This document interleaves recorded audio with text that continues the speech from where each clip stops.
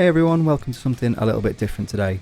Today we are going to go over predictions for next year's Download Festival 2024. Going to give you the predictions I have for next year's lineup, just for all the logo bands, so to speak. So it's like the top 3 on the main stage, second 2 on the second stage, top on the third and fourth stages as well for each of the days. We're also going to go through some bands that I think definitely won't be there, as well as some bands that I haven't put on the actual list itself, but would be happy if they were there instead. So this is all just complete guesswork, but it's kind of informed guesswork based on who's got new albums out and who's planning on touring, who's about to stop touring, so it could be their last tour and things like that. So it's kind of informed guesswork, and I do reserve the right to be wrong about everything in this video. I could be completely wrong and not get a single one right. So let's start then with probably the most likely headliner. I've put these down for the Friday headliner. It's Avenged Sevenfold, one of my favourite bands. Now, they've just had a controversial album out, let's say, in Life Is But a Dream. But they headlined last time in 2018 and 2014 before that, so this would be the third time they've headlined. So that's what, 6 years it'll have been, so it's a long enough gap to not worry about repeating headliners too much. They have got that new controversial album out, but I still think that they're one of the biggest names in modern metal, do you know what I mean? So I think they'd go really well as the Friday headliner, because the Friday at Download is kind of usually the new blood kind of thing. They tend to put the legacy bands on later in the weekend, so people feel compelled to stay. But the Friday night has always been, you look at Bring Me the Horizon this year, and that's the night that, you know, Rammstein have done that before when they headlined first. Avenged Sevenfold have played the Friday both times they've headlined before, so I think that'd be a nice fit. And then main support for them on the main stage, I've gone for a band that a lot of people have been requesting, and it's Limp Bizkit. Now, I've never seen Limp Bizkit play the main stage at Download, but I think they're kind of on the up and up. They're kind of on the resurgence almost of Limp Bizkit, and I think they're going to be one of those bands that if you put them on the second stage, it's just going to be too busy. And okay, so like they did that for Evanescence this year.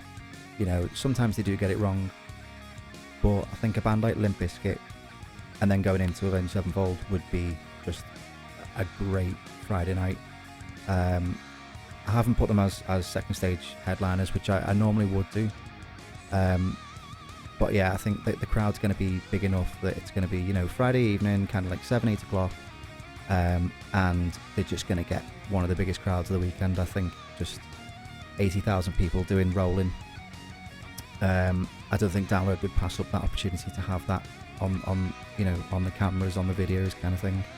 And before that, so the second support, the third down, I've gone for Sleep Token. Now,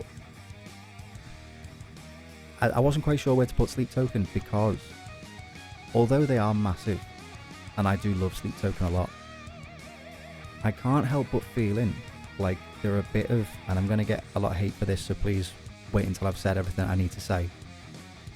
They feel like a bit of a flash in the pan, and it's kind of the moment.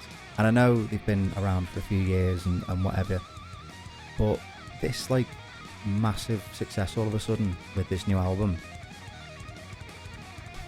I don't know if that's gonna like last. I don't know if that's gonna be sustainable. I mean, they sold out Wembley in 10 minutes, so they are definitely a band that can shift tickets.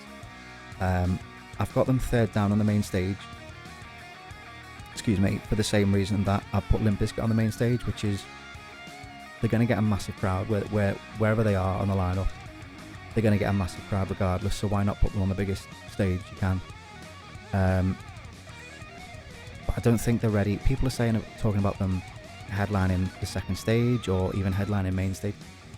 They're nowhere near big enough to headline a stage yet, I don't think. Even though they've sold out Wembley, and they've, you know, I understand what people mean when they say that, but for me, Sleep Token are very much, they've still got something to prove in terms of longevity and you know, if you want to be on the big leagues at Download, you've got to prove that you can have the catalogue to back it up. And I don't just mean like one or two great albums, but they have really only recently blown up. So maybe in 5-6 years time you might be looking at them headlining Download, you never know. Definitely headlining the second stage if they can keep this momentum up. But I think for now, where they are right now in the career, they're down from the top is you know, I mean, Pendulum played there this year and they've been going for 20 years. God, I'm old.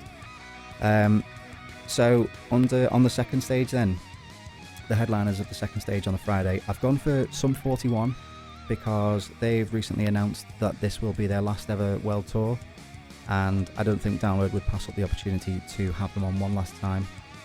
As far as I'm aware, the last time they played Download was 2017 when they headlined the second stage, so I think that's a really good fit for them. And if you look at the kind of, you know, say Sum 41 will be on the break between Limp Bizkit and Avenged Sevenfold. Now, not every Avenged Sevenfold fan is going to want to go and see Sum 41 and vice versa, but I think Limp Bizkit and Sum 41 are, you know, similar enough where people can go, yeah, we'll run from that stage and we'll run to that stage and then we'll catch a bit of this or whatever, you know. I think it's a nice fit for them in between those two bands. And then underneath that, I've gone for Don Broco because last time Don Broco played Download, I think it was before I even started listening to them. It could have been 2016 maybe, I could be wrong about that.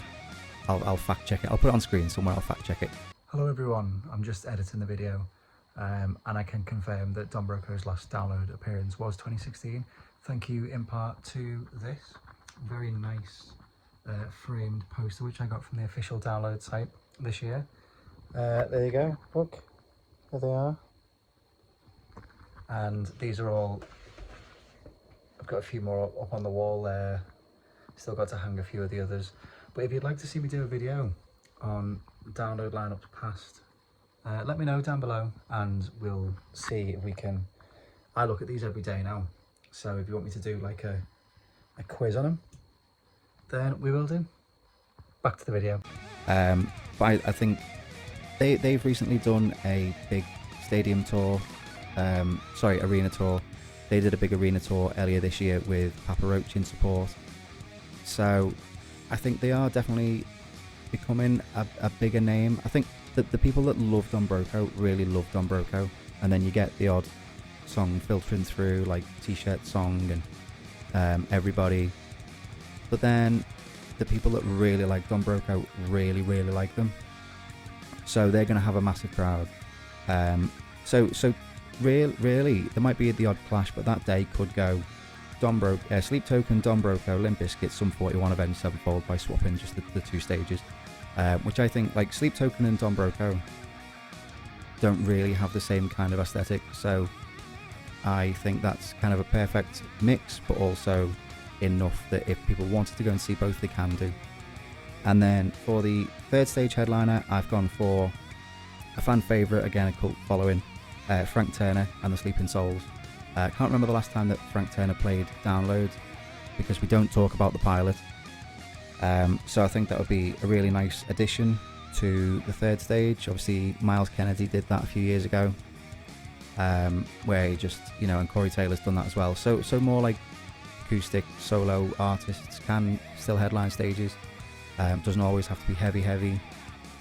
So it's just a nice bit of a change of pace between, you've got Avenged Sevenfold, Sum 41, and Frank Turner I think would just provide something for those people that don't fancy something too heavy.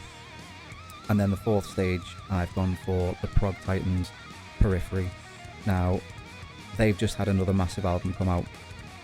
They're headlining Radar Festival this year.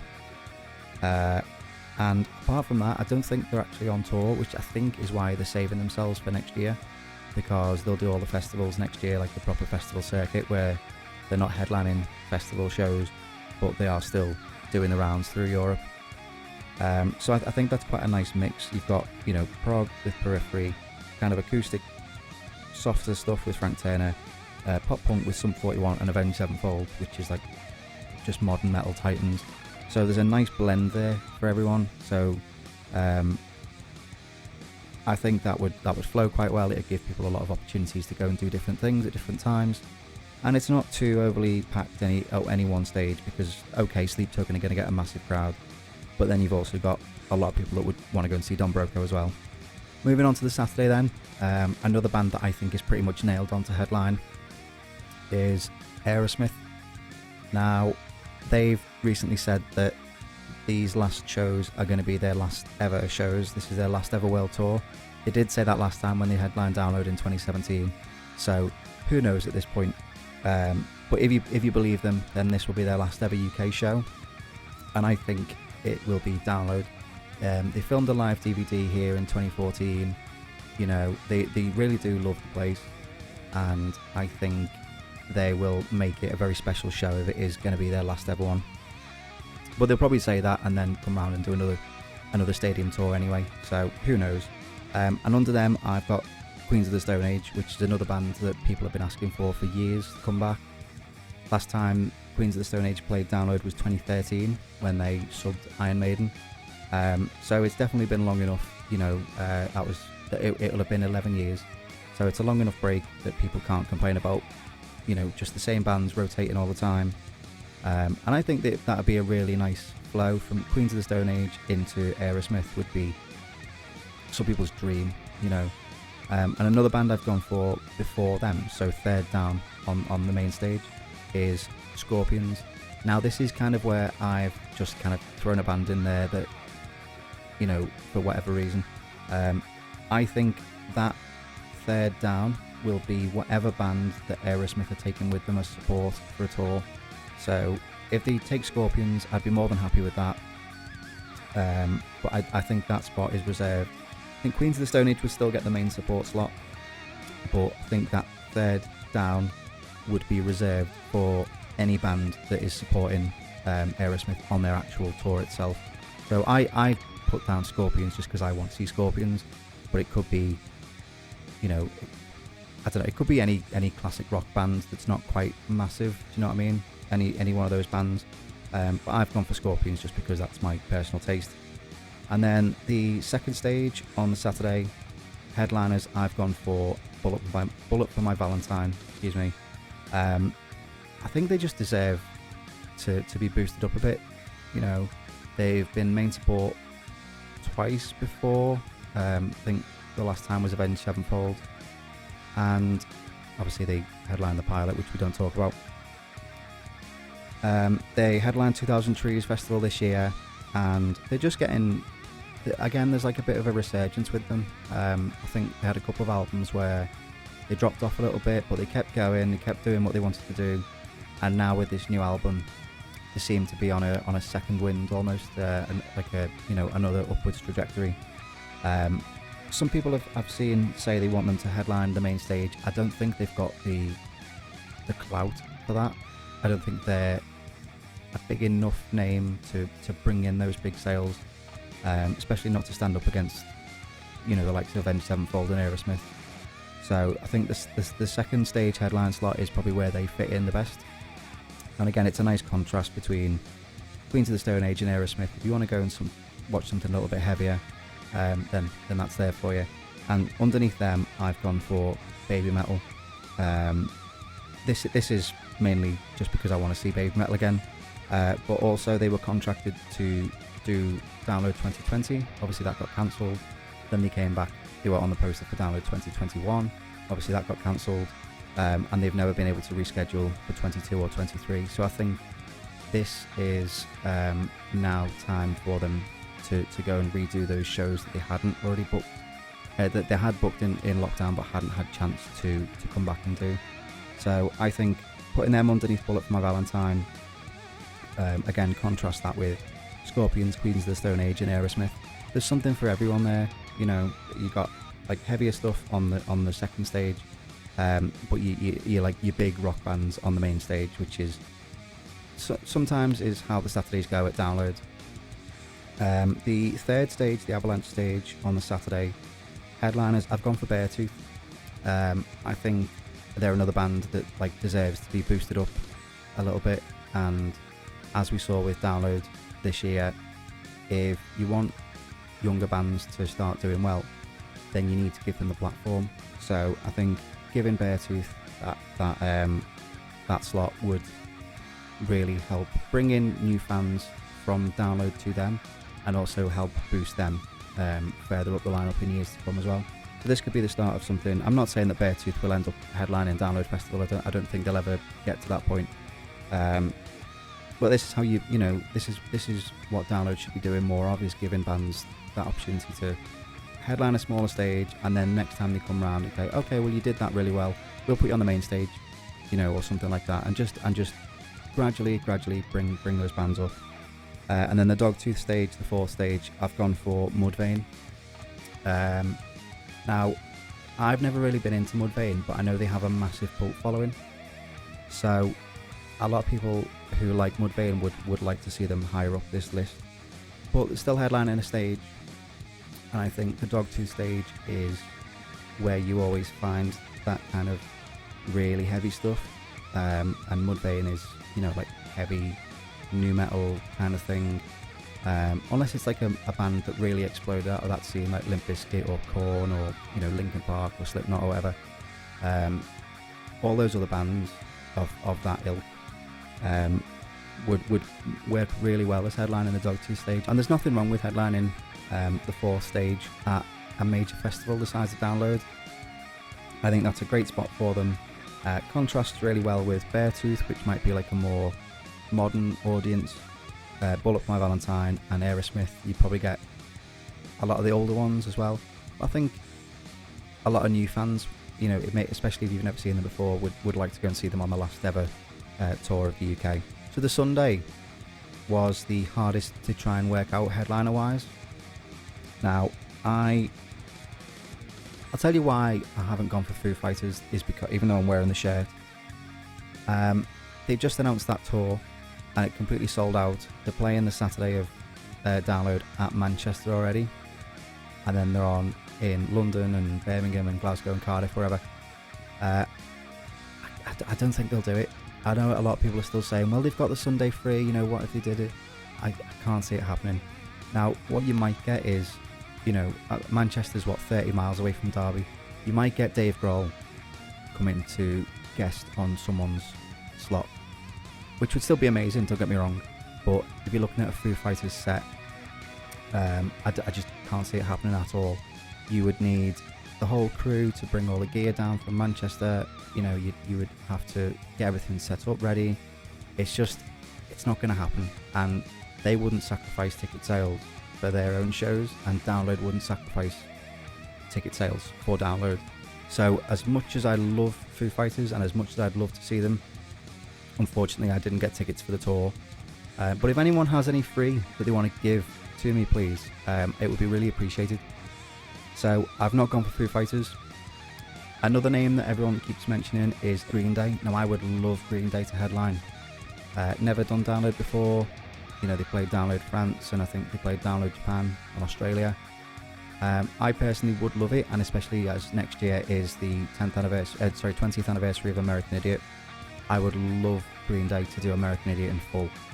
But I just can't see it happening because there's been no other. Normally there's like rumblings about doing other shows as well as Download, and if it is going to be an American Idiot tour, there would be more rumours coming around.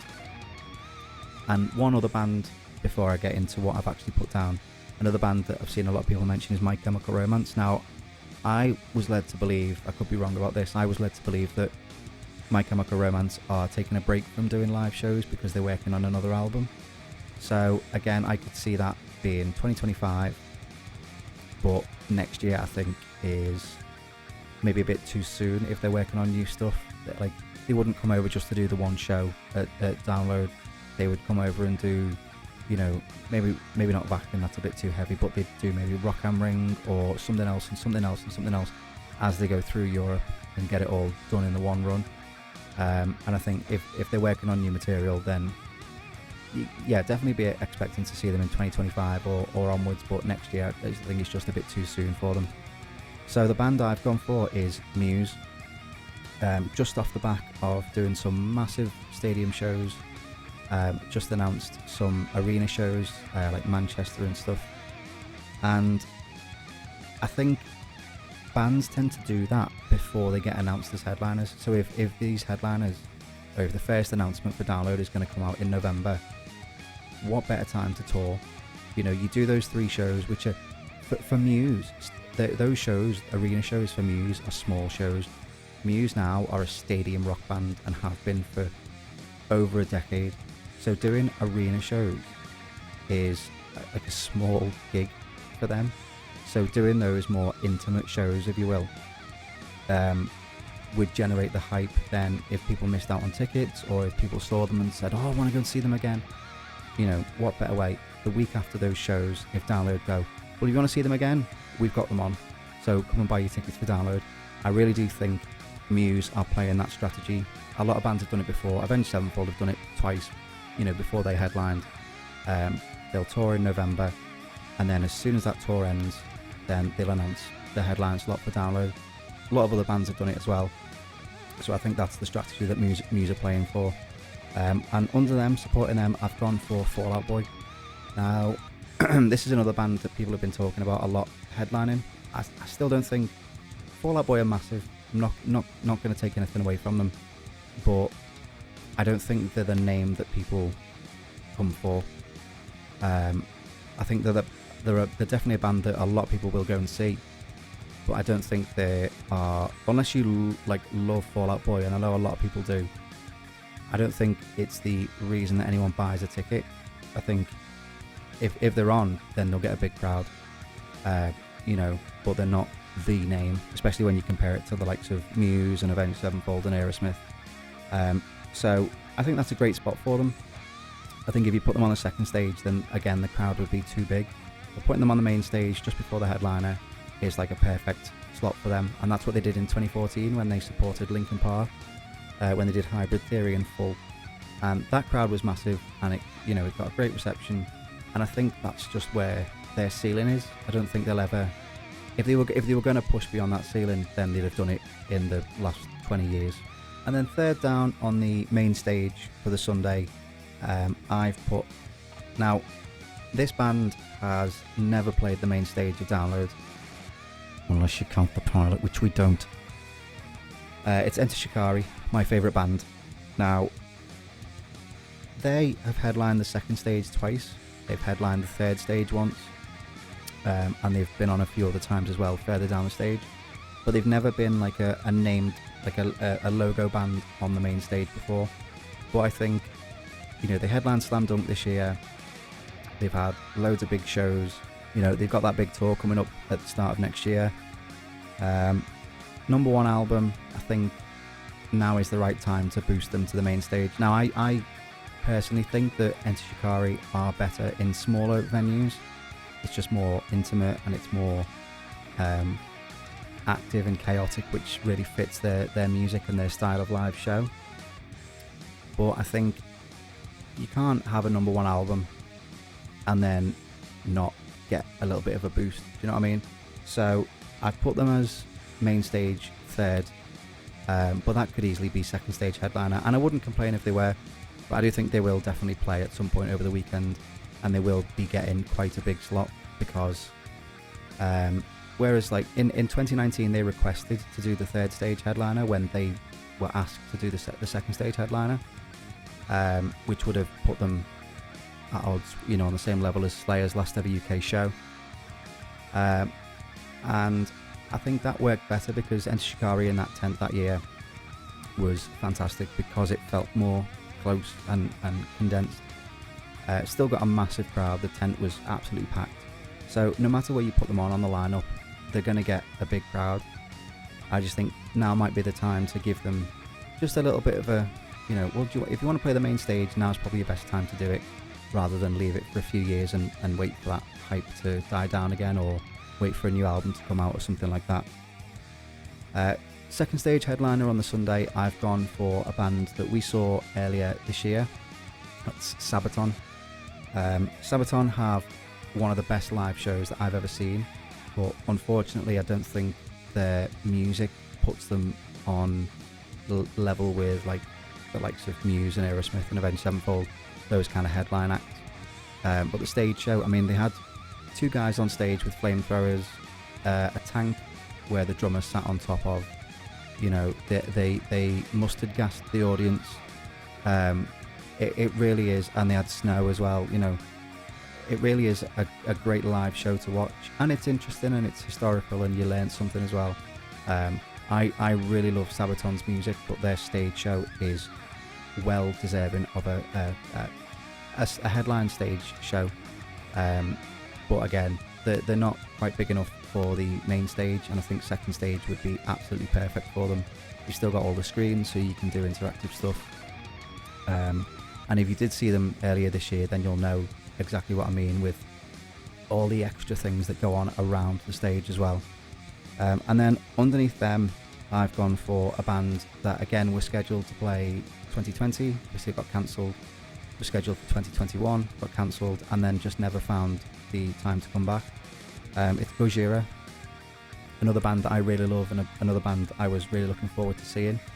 I think this is going to be the year where Download bring back some of those other bands that they hadn't had back since lockdown.